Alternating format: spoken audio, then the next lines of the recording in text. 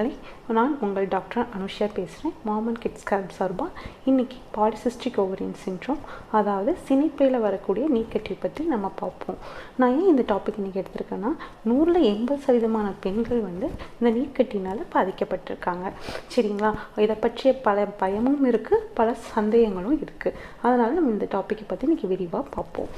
ஏன் இது வருது, எதோ பிரச்சனைகள் இதனால் வரலாம், குழந்தையின்மைக்கு இது ஒரு மிகப்பெரிய தடையாக இருக்குமா, இல்லை ஃப்யூச்சரில் இதனால் பெரிய பிரச்சனை வருமா அப்படிங்கிறத பற்றி நம்ம இந்த வீடியோவில் பார்ப்போம்.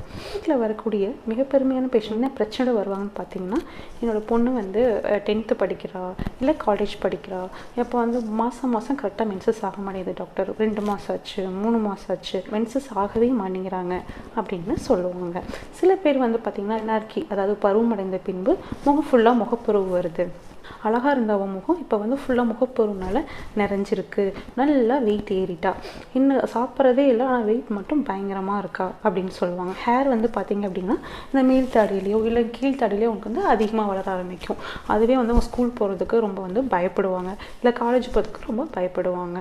சில பேர் எப்படி வர்றாங்க அப்படின்னு பார்த்தீங்கன்னா, கல்யாணம் ஆகி 2 வருஷம் ஆச்சு, 3 வருஷம் ஆச்சு, நாங்கள் குழந்தைக்காக ட்ரை பண்ணுறோம், ஆனால் நிறைய டாக்டர் சினைப்பையில் நீர்க்கட்டி இருக்குன்னு சொல்லிட்டாங்க அப்படின்னு ஒரு மிகப்பெரிய டென்ஷனோட கிளினிக்கு வருவாங்க. சில பேர் எப்படி வருவாங்க பார்த்தீங்கன்னா, ஃபர்ஸ்ட் குழந்தை எங்கள் டாக்டருங்க கல்யாணம் ஆனோடனே கிடச்சிருச்சு டாக்டர், ஆனால் 2வது குழந்தை இப்போ 3 வருஷம் ஆச்சு, 4 வருஷம் ஆச்சு, இந்த நீர்க்கட்டினால கிடைக்க மாட்டேங்குது, எனக்கு என்ன பண்ணதில்லை, ஒரே பயமாக இருக்குது, இப்படி 2வது குழந்தைக்கு இந்த மாதிரி பிரச்சனை வரலாமா அப்படிங்கிற மாதிரியும் கேட்பாங்க. ஓகேங்க, நீங்கள் பயப்படுற மாதிரி இந்த பிசிஓடி ஒரு வியாதி, ஒரு பெரிய நோய் நினைக்கிறீங்களா? கண்டிப்பாக கிடையாது. நம்ம நார்மலாக உடம்புல நடக்கக்கூடிய வேதிப்பொருள் மாற்றத்தில் வரும் ஒரு சிறிய பிரச்சனை இல்லைங்களா, அது ஒரு பெரிய மாற்றங்கள், அதனால் வரதான் இந்த பாலிசிஸ்டிக் ஓவரியன் சிண்ட்ரோம். நீங்கள் பயப்படக்கூடிய அளவுக்கு இது ஒரு பெரிய நோய் இல்லை. ஒரு எளிய சிகிச்சை முறையினாலோ, இல்லை ஹெல்த்தி டயட், நமது அன்றாட உணவு முறைகள்னாலையோ, இல்லை எளிய உணவு பயிற்சி மூலமாகவோ இதை நம்ம குணப்படுத்தலாம். குழந்தையின்மைக்கு இது ஒரு மிகப்பெரிய தடையாக இருக்காது. கேட்டிங்க அப்படின்னா, இந்த பிசிஓடினால் வர இன்ஃபெர்டிலிட்டி சிகிச்சை முறையினாலையும் அன்றாட நம்ம லைஃப் ஸ்டைல் மாடிஃபிகேஷனாலையும் அதிக சக்ஸஸ் ரேட்டை நம்மளால் கொடுக்க முடியும். அதனால் நீங்கள் முதல்ல பயத்தை விடுங்க. ஓகேங்களா? சரி, இது ஏன் வருது அப்படிங்கிற முதல்ல பார்ப்போம். ஒரு பெண் குழந்தை பிறக்கும் பொழுதே பார்த்தீங்க அப்படின்னா, மில்லியன் கணக்கில் கரு உருவாவதற்கான முட்டைகள் பார்த்திங்கன்னா அவங்க சினைப்பையில் ஆல்ரெடி இருக்கும். அது பிறந்ததுக்கப்புறம் புதிதாக உருவாக்கப்படுவது இல்லை. அப்போ பருவம் அடையும் போது என்னென்னு பார்த்தீங்கன்னா, இந்த மில்லியன் கணக்கு முட்டைகள் சில லட்சக்கணக்கில் மட்டும்தான் இருக்கும். இதில் சில 100 கருமுட்டைகள் ஒவ்வொரு மாதவிடாயின் போது தேர்ந்தெடுக்கப்படுகின்றன. அந்த சில 100 கருமுட்டைகளில் பார்த்தீங்க அப்படின்னா, அது எல்லாமே வளர்ச்சி அடைவது கிடையாது. ஒரே ஒரு கருமுட்டை மட்டும் தலைச்சிறந்ததாக தேர்ந்தெடுக்கப்பட்டு அது நன்றாக வளரும். மற்ற கருமுட்டைகள், அதை தேர்ந்தெடுக்கப்பட்ட சில 100 கருமுட்டைகளில் மற்ற கருமுட்டைகள் அந்த அளவுக்கு வளர்ச்சி அடையாது. அதோட எனர்ஜி எல்லாம் இந்த கருமுட்டைக்கு கொடுக்கும். இந்த கருமுட்டை நல்லபடியாக வளர்ச்சி அடையும். அது ஓவலேஷன் டைமில் இந்த கருமுட்டை வெடிக்கும். அப்போது அவங்க இனச்சேர்க்கை நடைபெறுமானால் அது கருமுட்டை ஆண் விந்துடன் சேர்ந்து கருவாக வளரும். ஒரு சப்போஸ் அது கருவாக மாறல, இனச்சேர்க்கை நடைபெறல அப்படின்னா அது மாதவிடாயாக வெளியே வருது. இப்போ இந்த பிசிஓஸில் என்ன நடக்குது அப்படின்னு பார்த்தீங்க அப்படின்னா, அந்த சில 100 கருமுட்டைகளை தலைச்சிறந்த கருமுட்டை இந்த வேதிப்பொருள் மாற்றத்தில் ஏற்படும் பிரச்சனைனால தேர்ந்தெடுக்கப்படுவது இல்லை.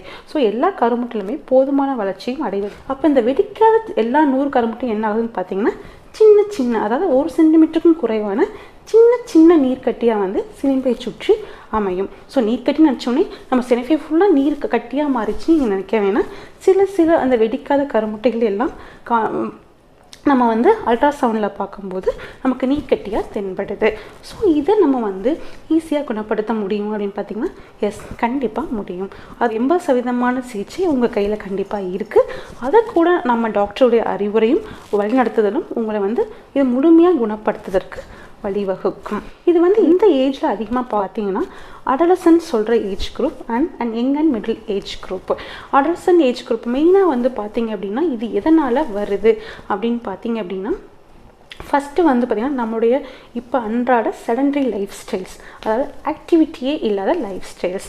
ஓகேங்களா? இப்போ மெயினாக நீங்கள் இது வரது யாருன்னு பார்க்குறீங்களா, இந்த மெயினாக 10th 12th ஏஜ் குரூப், இந்த காலேஜ் ஏஜ் குரூப், அதுதான் மெயினாக பார்த்தீங்கன்னா டியூரிங் எக்ஸாம் டைம்ஸ் அந்த ஸ்டடி ஹாலிடேஸ்லாம் விடுறாங்க அப்படின்னு பார்த்தீங்கன்னா, அந்த டைமில் ஃபுல் டைம் எங்கேயும் நகராமல் ஃபுல்லாக படிச்சுட்டே இருப்பாங்க, வேறு எங்கேயும் நகர மாட்டாங்க, ப்ளஸ் அவங்களுக்கு ஸ்ட்ரெஸ்ஸும் இருக்கும். ஸோ இந்த ஆஃப்டர் இந்த ஹாலிடேஸ்லாம் ஸ்டடி ஹாலிடேஸ்லாம் பார்த்திங்க அப்படின்னா they become put on weight, நல்ல வெயிட் கூடுவாங்க.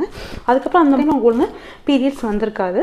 ஸோ அந்த டைமில் முகப்பருவும் அந்த ஸ்ட்ரெஸ்னால முகப்பருவும் அதிகமான மாதிரி தெரியும். அப்புறம் வந்து எதனால் வரும் அப்படின்னு பார்த்தீங்க அப்படின்னா அவங்களே ஜங்க் ஃபுட்ஸ் ஈட்டிங் ஹேபிட்ஸ். இப்போ நிறையா பார்த்தீங்கன்னா ஹெல்த்தியான சத்தான உணவை விட ஜங்க் ஃபுட்ஸ் இன்ட்ரெஸ்டடாக போயிட்டுருக்காங்க.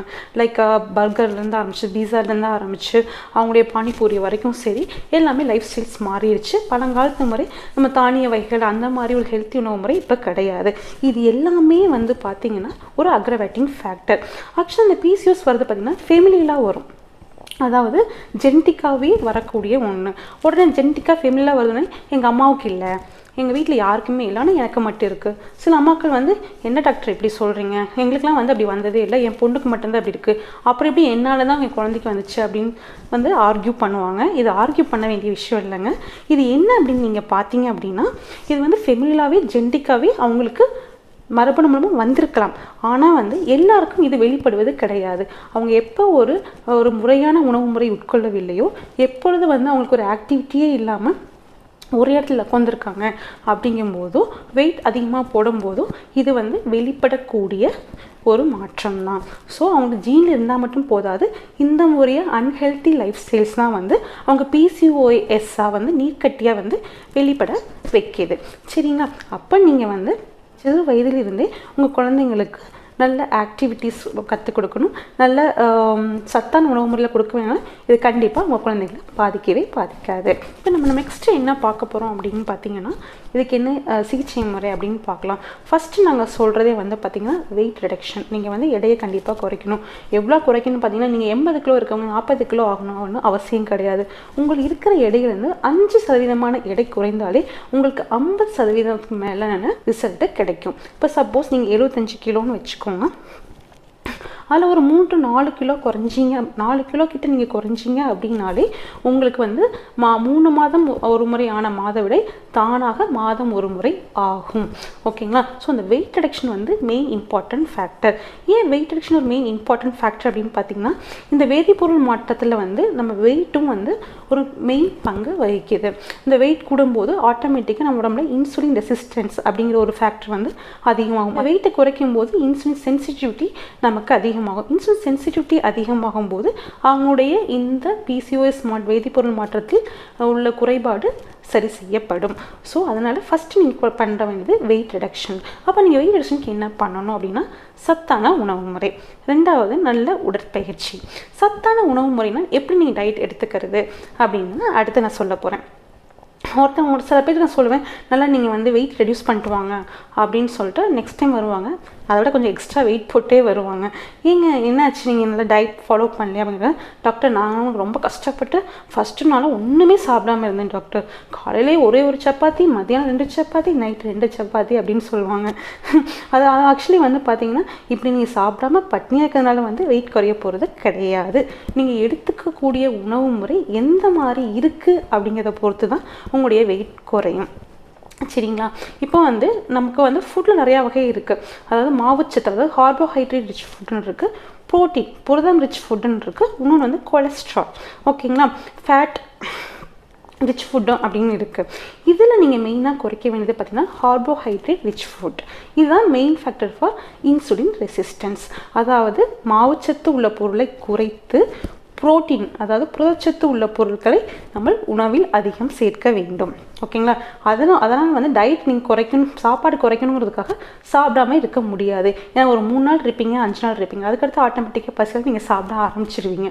சரிங்களா? அப்போ நீங்கள் எடுத்துக்க உணவு முறையில் வந்து இப்போ வந்து இதில் வந்து நீங்கள் வந்து மாவுச்சத்து அதிகம் இருக்குன்னு பார்த்தீங்கன்னா நம்ம சாப்பிடக்கூடிய நம்ம ஸ்டேபிள் ஃபுட், நம்ம அன்றாட உணவு முறையில் அதிகம் பங்கு கொள்வது அரிசி. ஓகேங்களா? அதில் நிறைய கார்போஹைட்ரேட் இருக்குது. நீங்கள் சாப்பிடக்கூடிய சப்பாத்தி அதுலேயும் கார்போஹைட்ரேட் இருக்குது. அப்புறம் ஜங்க் ஃபுட்ஸ் எல்லாத்துலேயுமே வந்து பார்த்திங்கன்னா கார்போஹைட்ரேட் அதிகம். ப்ரெட்லேயும் பார்த்திங்கனாலும் கார்போஹைட்ரேட் ரொம்ப அதிகம். உருளைக்கிழங்கு அந்த மாதிரி உணவு முறையில் பார்த்தாலும் கார்போஹைட்ரேட் அதிகம். அப்போ இதில் புரதச்சத்து அதிகமாக இருக்குது அப்படின்னு பார்த்தீங்கன்னா நம்ம முட்டையில் வந்து புரதச்சத்து அதிகமாக இருக்குது. நம்மளுக்கு அன்றாடம் கீரை வகைகளை அதிகம் சேர்த்துக்கலாம். பருப்பு வகைகளை மெயினாக வந்து அதிகமாக சேர்த்துக்கலாம். அதுக்கடுத்து கீரை காய்கறிகள் எல்லாமே நீங்கள் சேர்த்துக்கலாம். ஏன் நான்வெஜ்ஜில் கூட மீன் வந்து ரொம்பவே நல்லது. அடுத்து கோழி எல்லாமே வந்து நான்வெஜ் ஐட்டம்ஸ் மெயினாக வந்து பார்த்திங்கன்னா புரதச்சத்து அதிகம் உள்ள பொருள் தான். அப்போ நீங்கள் என்ன செய்யணும்? பட்னி இருக்க தேவையில்லைங்க. சப்பாத்தியாக சாப்பிடவும் தேவையில்லை. சப்பாத்தியோ அரிசியோ அதை ரொம்ப கம்மி பண்ணிக்கோங்க. அது கூட நீங்கள் நிறையா மீன் நிறையா சாப்பிடுங்க, காய் நிறையா சாப்பிடுங்க, முட்டை நிறையா சாப்பிடுங்க. அந்த மாதிரி பொருளை நீங்கள் அதிகம் சேர்த்துக்கிறதன் மூலமாக நீங்கள் வந்து உங்களுடைய அதிகமான அந்த கார்போஹைட்ரேட் அதிகம் உள்ளதால், அதாவது மாவுச்சத்து அதிகம் உள்ளதால் வரக்கூடிய இந்த PCOS நீங்கள் தவிர்க்கலாம். ஓகேங்களா? அடுத்து நம்ம பார்க்க வேண்டியது வந்து உடற்பயிற்சி.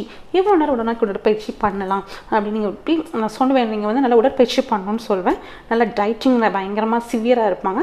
செகண்ட் வந்து ஜிம் போவாங்க, பயங்கரமாக எக்ஸசைஸ் பண்ணுவாங்க. ஒரு 1 மந்த் நல்லா வெயிட் ரெடியூஸ் பண்ணுவாங்க. செகண்ட் மந்த்தே அவங்களுக்கு டயர்ட் ஆயிடுவாங்க, விட்டுருவாங்க. அதுக்கப்புறம் again they will put on weight. So நீங்கள் என்ன பண்ணணும் அப்படின்னு பார்த்தீங்கன்னா, பயங்கரமாக வந்துட்டு எக்ஸசைஸ் பண்ணுறதை விட அன்றாட வாழ்க்கையில் டெய்லி ஒரு 30 மினிட்ஸ் ஏதாவது ஒரு ஆக்டிவிட்டி, ஒரு எக்ஸசைஸ் இருக்க மாதிரி நீங்கள் பார்த்துக்கலாம். டெய்லி ஒரு 30 மினிட்ஸ் ஒரு வாக்கிங் போங்க, ஃபேமிலியாக பேசிட்டு போயிட்டு வாங்க. உங்களால் முடிஞ்சது, வீட்லேயே முடிஞ்சதை வந்து நீங்கள் நார்மலாக பண்ணலாம். ஒரு ஆக்டிவிட்டி இருந்தாலே அதோடைய ரிசல்ட்டு வந்து உங்களுக்கு நல்லாவே இருக்கும். சரிங்களா? அடுத்து நம்ம மெயினாக பார்க்க போகிறது குழந்தையின்மைக்கான பிரச்சனை. ஓகேங்களா? இப்போ வந்து PCODனால எனக்கு குழந்தை இல்லை டாக்டர். அப்போ ஃபஸ்ட்டு என்ன பண்ணும்? நான் முதலே சொன்னதாங்க, நீங்கள் வெயிட் ரெடியூஸ் பண்ணுங்கள். அந்த வெடிக்காத கரு மட்டும் வெடிக்கப்படும், உங்களது கரு உருவாக்கப்படும். ஓகேங்களா? நீங்கள் அந்த 5% வந்து 10% வெயிட்டு குறைச்சாலே உங்களுடைய குழந்தை உண்டாவதற்கான வாய்ப்பு மிக அதிகம்.